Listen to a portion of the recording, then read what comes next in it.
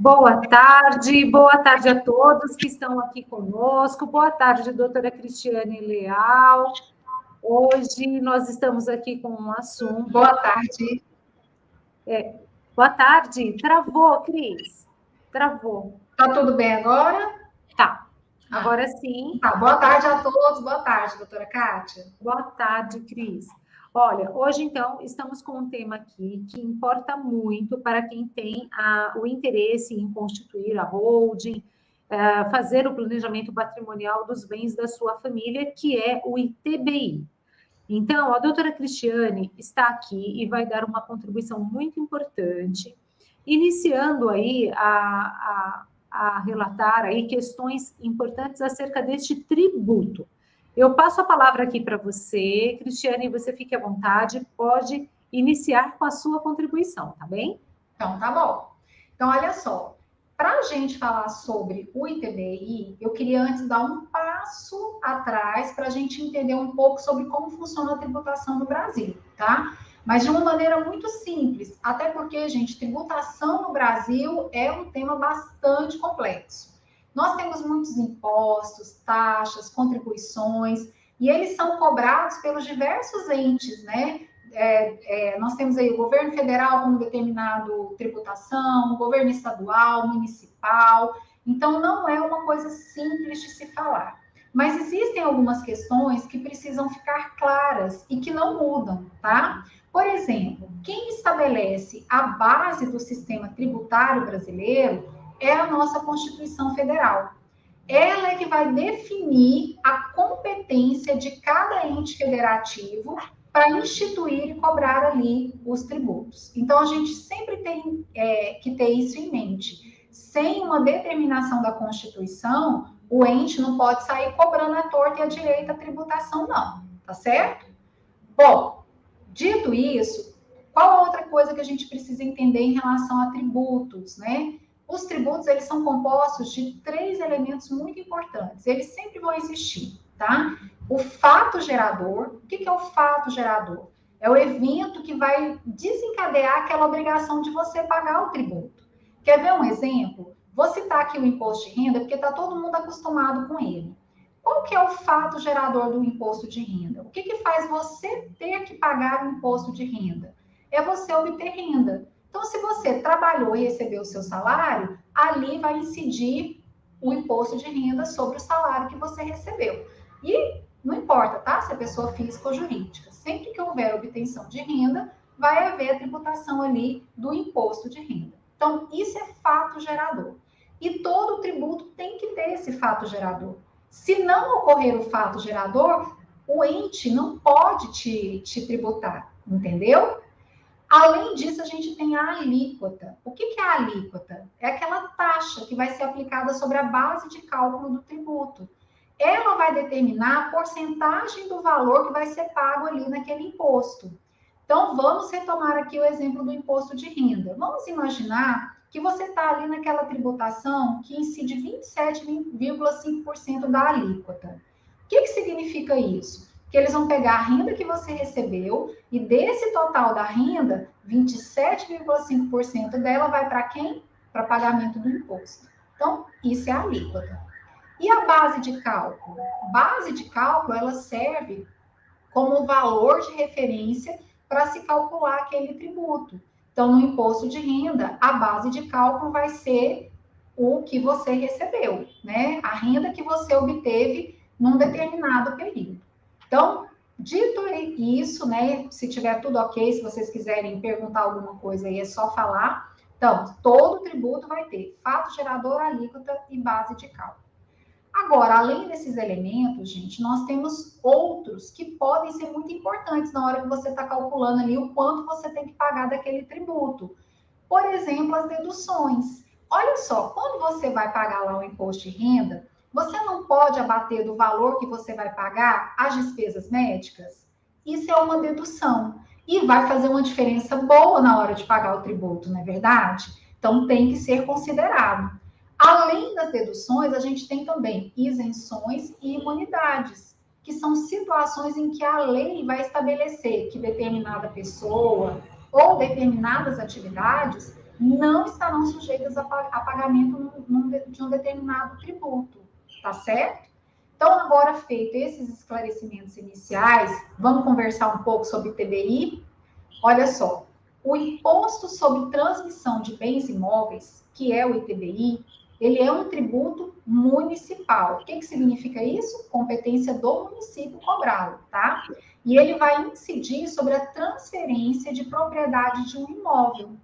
É importante entender que o ITBI, ele não é um imposto sobre a propriedade do imóvel, tá? Mas a transmissão dessa propriedade de uma pessoa para outra. E ele vai ser cobrado quando a gente tem ali a aquisição de um imóvel por um ato oneroso. Ato oneroso, gente, não é só dinheiro, tá? É qualquer situação em que haja uma vantagem. Então, pode ser compra, pode ser doação, pode ser permuta, pode ser adjudicação, arrematação em leilão, qualquer outra forma, tá? De transferência dessa propriedade. Quem tem a competência sobre o ITBI, determinado pela Constituição, eu falei para vocês que são os municípios. Então, cada município, ele vai determinar a alíquota que vai ser cobrada desse imposto. Em regra, vai ser calculada ali sobre o valor venal do imóvel.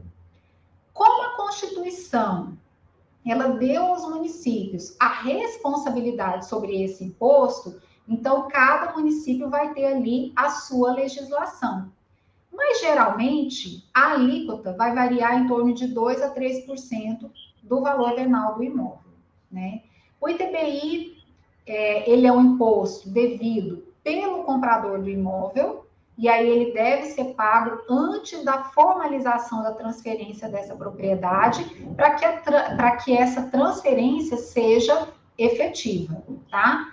O pagamento é feito por meio de uma guia de recolhimento que é disponibilizado pela prefeitura. E aí é importante ressaltar, gente, que em caso de não pagamento desse imposto, a transmissão do imóvel ela não vai ser formalizada. Olha a importância disso, tá? Ah, eu vendi, não paguei o imposto, tá tudo certo? Não, tá tudo errado. Porque você não vai conseguir fazer a transferência desse imóvel para outra pessoa, tá certo? E ela precisa, então, ser formalizada por meio do pagamento desse tributo, tá certo? A mesma coisa vai acontecer na doação de um bem, tá? Se você doar esse bem sem pagar a tributação, a doação ela não vai ser concluída. Então, vamos fazer aqui um resumo. ITBI é um imposto que é cobrado pelas prefeituras municipais sobre a transferência de propriedade de um imóvel. E é importante a gente conhecer a legislação do seu município, do município em que aquele imóvel está, para a gente entender como o imposto vai ser calculado e quais são os casos ali de isenção ou de desconto. E o pagamento do ITBI, ele vai ser de responsabilidade do comprador do imóvel, que deve ser feito antes da formalização da transferência dessa propriedade, certo? Agora, eu queria passar para você, doutora Kátia, para você explicar para eles, né, no caso da holding, né, como é que fica essa regra da imunidade que a gente tem prevista ali. Pode ser? Sim, se quiser claro. Também complementar alguma coisa. Não, perfeito. Foi ótima essa introdução, essa explicação, que vai facilitar muito aqui a continuação deste assunto. O tema da live é ITBI e holding, o que você precisa saber.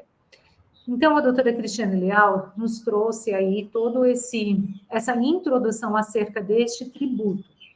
E ela disse ali no início, com muita propriedade, que é a Constituição, o nosso instrumento normativo, né, da base para a instituição de um tributo. Ela, então, quem vai fixar a competência, enfim. E também é a Constituição que prevê as hipóteses de imunidade. Por que eu estou falando disso? Então, o que nos importa acerca deste tributo é se há ou se não há incidência dele quando ocorre o fato gerador de transmissão dos bens imóveis da pessoa física para a pessoa jurídica holding. E aí é o artigo 156 da Constituição Federal, em seu parágrafo 2º, no inciso 1, que prevê uma hipótese de imunidade. A imunidade, gente, é assim, apesar de o fato gerador existir, o tributo não será devido, porque a nossa Carta Magna, que é a Constituição Federal, assim estabeleceu. E então, neste artigo 156, parágrafo 2º, inciso 1, diz que a transmissão do bem imóvel da pessoa física para integralizar capital social de uma pessoa jurídica estará imune deste tributo. Então, o fato gerador está lá, a princípio seria devido, mas é a Constituição que está concedendo esta imunidade. Então, veja bem, em um primeiro momento, você pode sim fazer esta movimentação, a transferência dos seus bens imóveis para dentro da holding, livre do ITBI. Porém, este mesmo artigo, neste mesmo parágrafo e inciso, está prevista algumas situações ali de exceção a esta regra da imunidade. O que a lei diz, então? A Constituição Federal, este texto também se repete no Código Tributário Nacional e também nas legislações municipais. Ele diz que você estará imune do ITBI, desde que esta empresa, esta pessoa jurídica, não exerça atividade imobiliária, não operacionalize ali transações imobiliárias. Que operações imobiliárias seriam essas? Se você, então, destinar estes bens imóveis para locação, para venda ou arrendamento mercantil, o que é muito comum quando falamos de imóveis rurais, para famílias ali que trabalham, atuam até no agronegócio, tá bem? Então, isso é o que a lei estabelece, que não incidirá o ITBI, tá? Eu estou lendo aqui o artigo, né? O inciso 1 do parágrafo 2º, salvo se, nesses casos, a atividade preponderante desta empresa for a compra e venda desses bens, ou a locação, ou o arrendamento mercantil. Então, assim, você vai constituir a sua pessoa jurídica, vai pegar os teus bens, trazer para dentro desta pessoa jurídica. E aí a primeira pergunta que os clientes fazem é: que imposto eu tenho que pagar? Por vezes ainda perguntam, né? Vai ser necessário fazer uma escritura pública transmitindo os bens? Não, não é preciso, tá bom? Por quê? Porque essa transmissão, ela vai acontecer por um ato chamado de integralização de capital social, que acontece ali num contrato social da empresa, no universo do direito empresarial e societário. E é este contrato social, devidamente registrado perante a junta comercial daquele estado, é que servirá também como um instrumento válido para levar a registro no cartório de registro de imóveis e mudar o nome. Deixa de pertencer à propriedade daquela pessoa física e passa a ser de propriedade da empresa. E aí, a pergunta que se segue é: qual imposto tenho que pagar? Eu vou ter que pagar o ITBI? E nós vamos formular uma outra pergunta diante desta. O que você pretende fazer com os seus bens imóveis? Porque se o cliente decidir que vai fazer a locação daqueles bens ali através daquela pessoa jurídica, ou se ele vender estes bens imóveis ali num prazo anterior a 3 anos, porque também tem essa previsão aqui na lei, tá? Que essa operacionalização aí imobiliária não ocorra neste período de 3 anos. Depois, essa imunidade já terá se consolidado. Aí ele vai poder fazer o que quiser com os bens sem ter que amargar aí esta tributação, tá bem? Então, Gravem isso. Neste cenário, usando os bens para integralizar capital social da sua holding, num primeiro momento não é devido o ITBI, exceto se, pelos primeiros 3 anos da abertura desta empresa, estes bens imóveis forem destinados para venda, locação ou arrendamento mercantil. Neste caso, você terá, sim, que efetuar o pagamento do ITBI. É isso.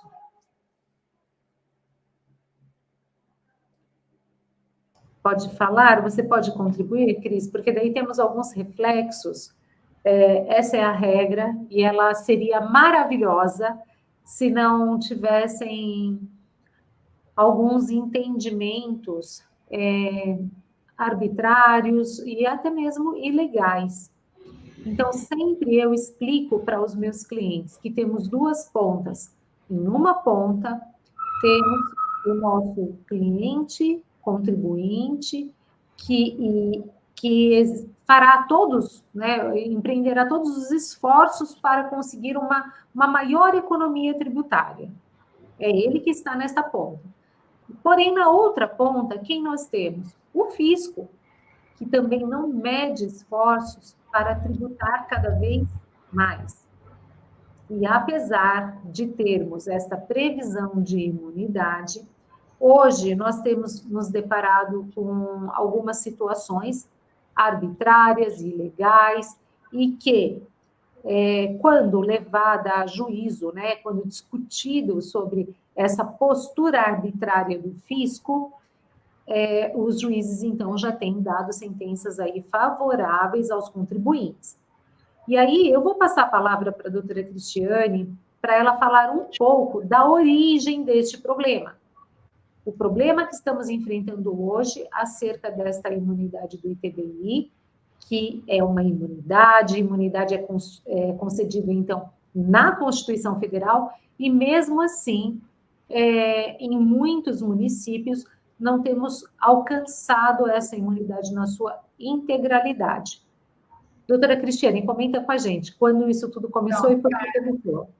Tá, Kátia, você estava falando, eu pensando aqui, eu falei, gente, veja como é tão importante o conhecimento, né? Como a gente precisa se preocupar em entender as coisas, em entender as origens delas, né? Se a gente não faz isso, trazendo aqui para o mundo, né, do contribuinte, daquele que paga impostos, tudo que vier da outra ponta, a gente aceita, porque você não sabe argumentar, você não sabe dizer se está certo ou se está errado. Por isso que a gente tem tanto apreço pelo nosso Aprenda a Planejar, porque é o momento que a gente tem com vocês para discutir diversos assuntos e levar a vocês conhecimento.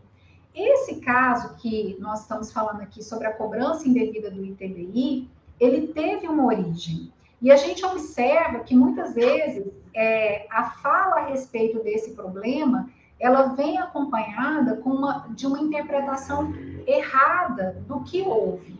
Mas do que eu estou falando, tá?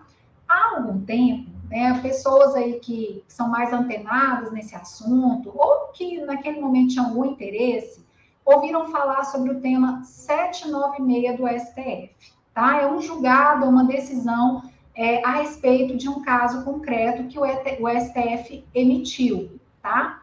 Mas o que foi tratado nesse julgamento? É a primeira pergunta que a gente precisa se fazer.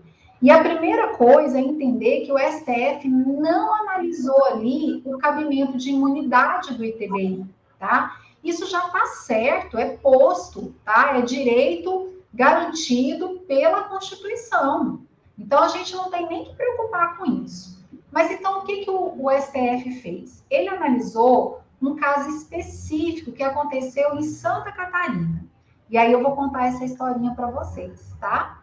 Uma família lá de Santa Catarina, ela constituiu uma empresa para funcionar como uma holding. Para constituir essa empresa, eles determinaram um capital social de 24 mil.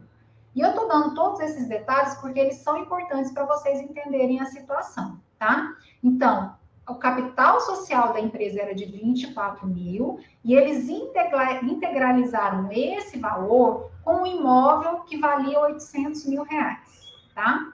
Nesse caso, o que excede o valor do capital, contabilmente falando, ele entra ali na empresa como ágio. O que é isso, gente? Ágio no patrimônio líquido da empresa é chamado de reserva de capital. E por que eu estou falando isso? Para você entender que a imunidade do ITBI é sobre o quê? Sobre o capital social da empresa, não sobre a reserva de capital, tá certo?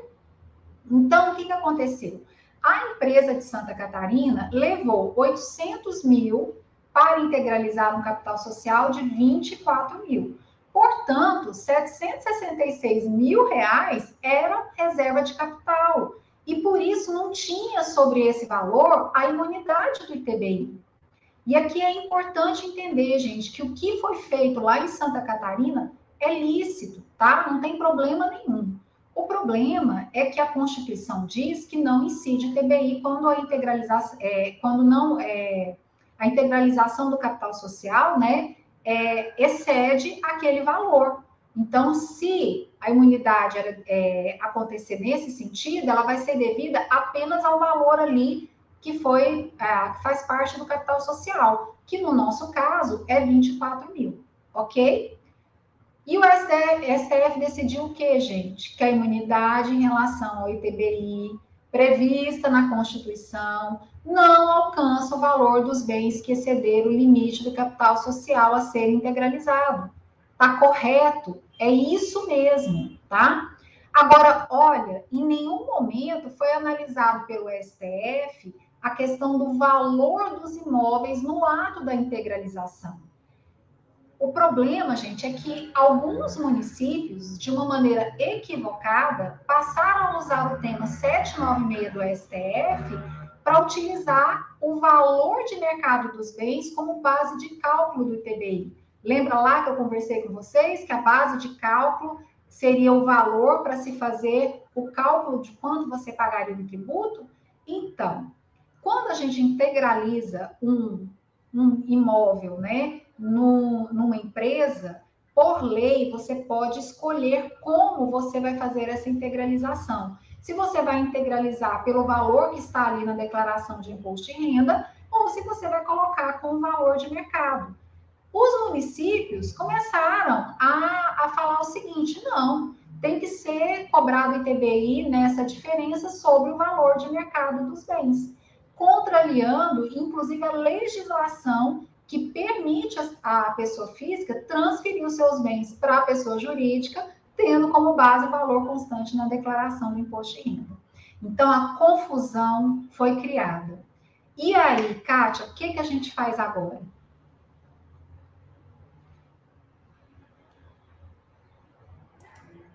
Tá sem som. Opa, voltou, né? Tá ok. Então, é muito difícil, né?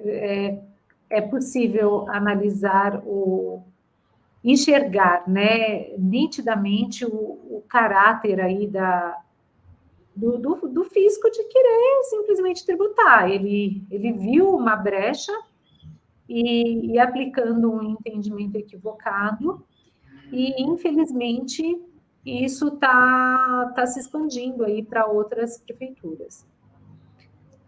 Recentemente, para a elaboração do trabalho aqui, assim como aí no seu escritório, não é, doutora Cristiane? A todo momento nós fazemos contato com as prefeituras, solicitando informações atuais de como eles estão se portando acerca do pedido de imunidade do ITBI, no momento aí que trazemos esses bens para dentro da holding.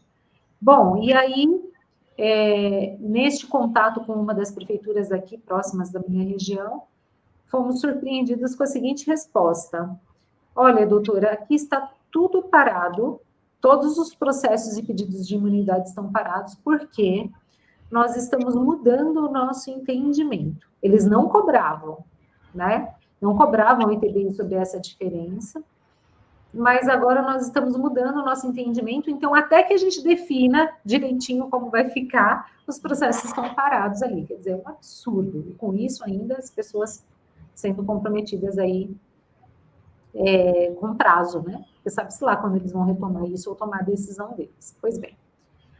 Mas aí, olha, antes de eu explicar acerca de soluções aqui, estratégias desse problema que nós estamos enfrentando, que é a cobrança indevida aí pela diferença, né? Eu quero responder a pergunta da Viviane Monte Alverne. Será que é assim, Viviane, que pronuncia o seu sobrenome? Bem bonito, por sinal. Ela disse o seguinte, né? Quem tem flat para alugar não pode colocar na holding? Pode sim, Viviane, tá? Não existe um sistema de planejamento engessado que impossibilite ou restrinja os direitos aí de disposição dos donos. Você poderá. Entretanto, o que é necessário compreender é que se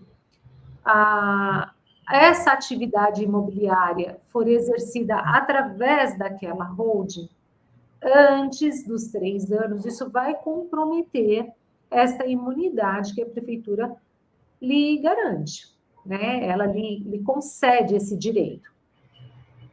Então, o que a pessoa tem que entender? Que se ele se encaixar nesta exceção prevista no artigo 156, no inciso 1 do parágrafo 2º, que exceção? A exceção que você vai destinar os bens para locação ou venda, pronto, você não terá direito à imunidade. Porém, mas isso é péssimo, tem lugares que a alíquota do ITBI ela é altíssima. E aí, é importante entender que existem estratégias, mas aqui nós estamos falando de uma cobrança devida. É quando a família se encaixa na exceção deste regramento de imunidade. Então, assim, a regra é, você pode trazer os bens para dentro da PJ e não pagar ITBI. A exceção a isso é mais, né, exceto, você terá direito a essa imunidade, exceto se você exercer a atividade de locação, venda ou arrendamento. Então, se você se encaixou nisto, nesta exceção, então o ITBI será devido e legalmente devido. Ok, a cobrança, né, será legal.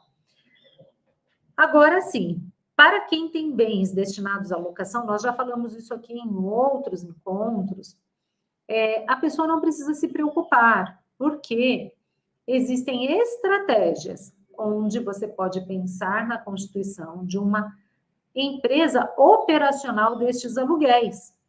Deste modo, você consegue preservar a imunidade do ITBI e ainda nesta empresa operacional dos aluguéis, você se beneficiar com a redução na carga tributária sobre os rendimentos destes aluguéis. Tá ok? E isso por um prazo curto, dentro dos 3 anos. Porque depois disso, aí você pode encerrar esta empresa e passar a operacionalizar estes aluguéis aqui na sua holding mesmo.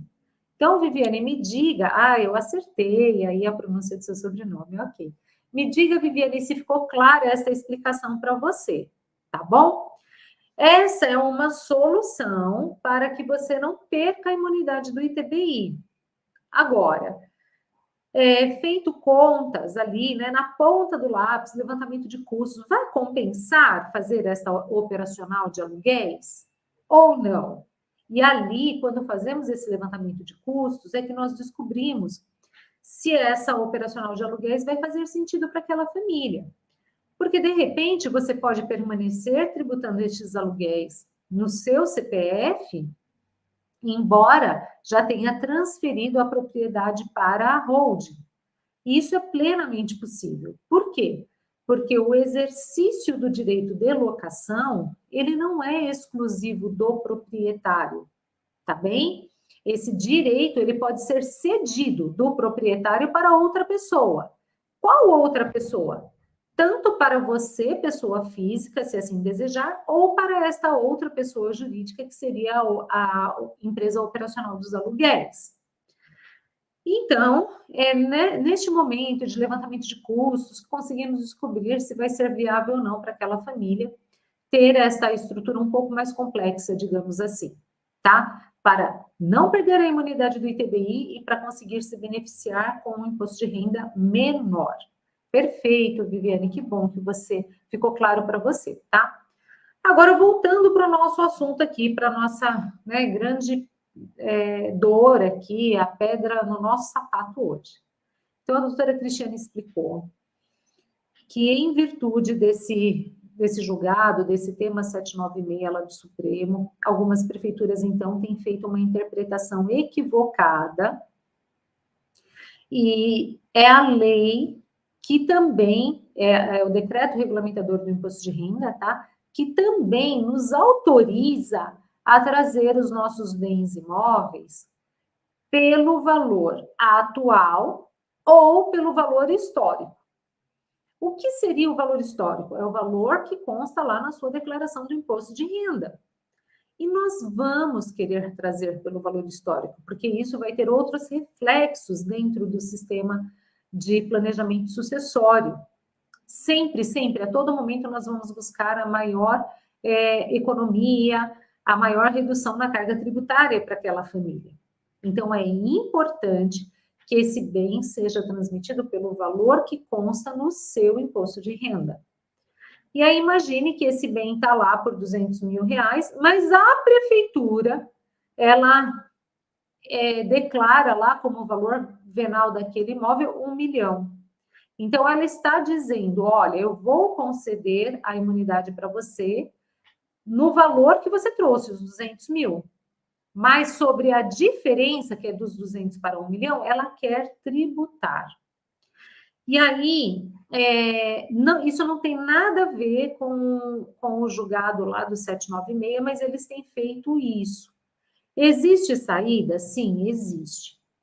Existe um mecanismo muito utilizado nas técnicas de contabilidade, denominado como avaliação a valor justo, onde nós conseguimos fazer uma justificativa de que, olha, o valor deste bem está sendo integralizado aqui na PJ pelo valor do imposto de renda, assim como o decreto regulamentador do imposto de renda me permite. Porém, existe uma avaliação atribuída pela prefeitura no valor de X, nesse meu exemplo de 1 milhão, e assim, a prefeitura, ela tem entendido que, opa, perfeito, não, ele trouxe aqui a informação do valor total e tem concedido essa imunidade. Só que, é claro, essa análise, ela tem que ser feita ali no momento, quando, na etapa, né, da elaboração de um projeto, nós costumamos chamá-lo de croquis estrutural, porque também, dependendo do modelo adotado por aquela família, esta técnica da avaliação a valor justo também pode ter outros desdobramentos e reflexos tributários nas próximas etapas.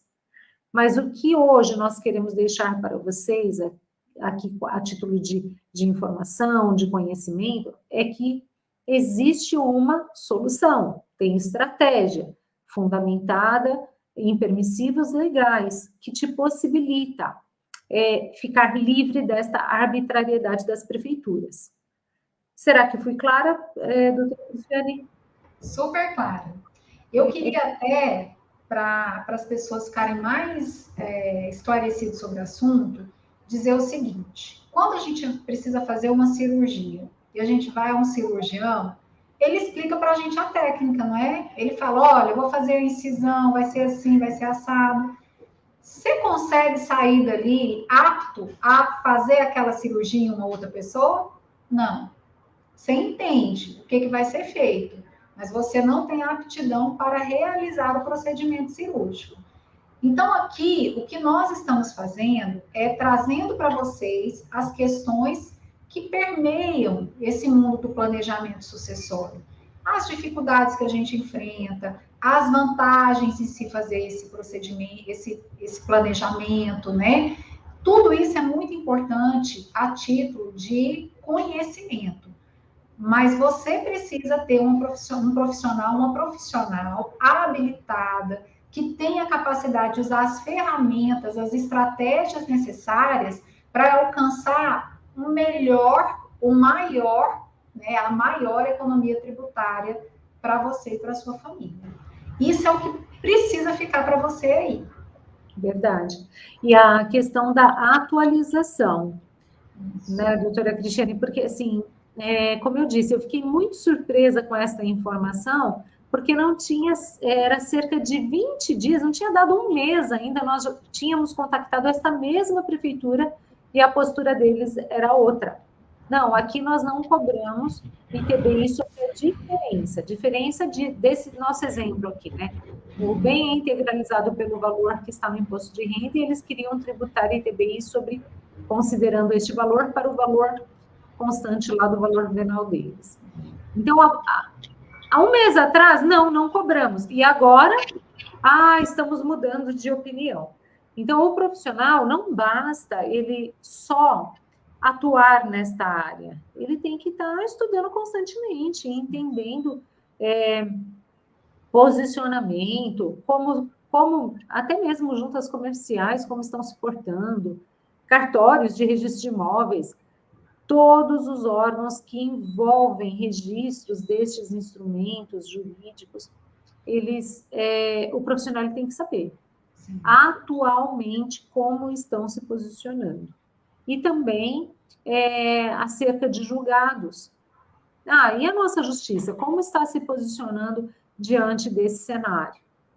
Né? É arbitrário mesmo? É lógico que aqui vocês estão ouvindo profissionais que a todo momento está puxando a corda para o lado do contribuinte. Nós queremos reduzir a carga tributária. E aí, puxa, mas e daí, né? Deixa eu ouvir uma pessoa neutra, imparcial. São os juízes, são eles que estão julgando a todo momento esses pleitos, né? Os contribuintes aí que foram lesados com essas cobranças. Como é que tá? E aí, o profissional, ele sabe como é que está sendo discutido isso, o desfecho de cada discussão, enfim, isso também importa, né? Com certeza, porque senão passa a reproduzir o que ouviu de outros sem entender, né? E eu percebo que esse tema do STF, ele teve esse impacto. As pessoas passaram a reproduzi-lo sem saber o que significava, né? Então, sempre associa a questão de imunidade do ITBI ao tema, sendo que, na verdade, isso não foi discutido lá, né? A imunidade, ela é uma garantia constitucional, não tem o que se falar sobre isso. Agora, a gente tem que batalhar para, dentro daqueles casos em que ela é devida, ela ser respeitada. E para isso, vocês podem contar com a gente, viu? Nós estamos aqui firmes e fortes para lutar pelo direito de vocês. Verdade. Então, era isso, né, Cris? Tem mais alguma coisa que você queira comentar? Não, acho que não. Acho que conseguimos abordar os pontos principais. Então, tá bem. Eu agradeço muito pela presença do pessoal. Viviane esteve conosco aqui desde o princípio. Cris, na próxima semana, você tem pré-palestra? Você vai fazer evento ou não? Não, acho que nós caminhamos juntas no nosso Aprenda a Planejar. Então, perfeito. Então, na próxima quinta-feira estaremos aqui. Será uma satisfação, né, entregar aí conteúdo informativo para vocês. Viviane, se puder, esteja presente. Tá bem? E a você, doutora Cristiane, minha amada amiga Cris, muito, muito obrigada. E aí, então, logo vamos divulgar o próximo tema, da próxima quinta-feira, tudo bem? Inclusive, se vocês quiserem contribuir, trazerem um tema que seja de interesse de vocês, manda aí para a gente. A gente conversa. Perfeito! Isso mesmo, aí de repente já aproveita para sanar dúvidas, façam isso, deixem nos comentários aí eventuais temas que vocês queiram que a gente explane aqui para vocês, tá bom? Obrigada, Kátia, sempre bom demais estar com vocês. Obrigada a todo mundo aí que está nos assistindo, viu? Tá bom. Tá joia, brigadão, Cris. Obrigada, Viviane, aguardamos você então. Até mais. Tchau, tchau. Forte abraço.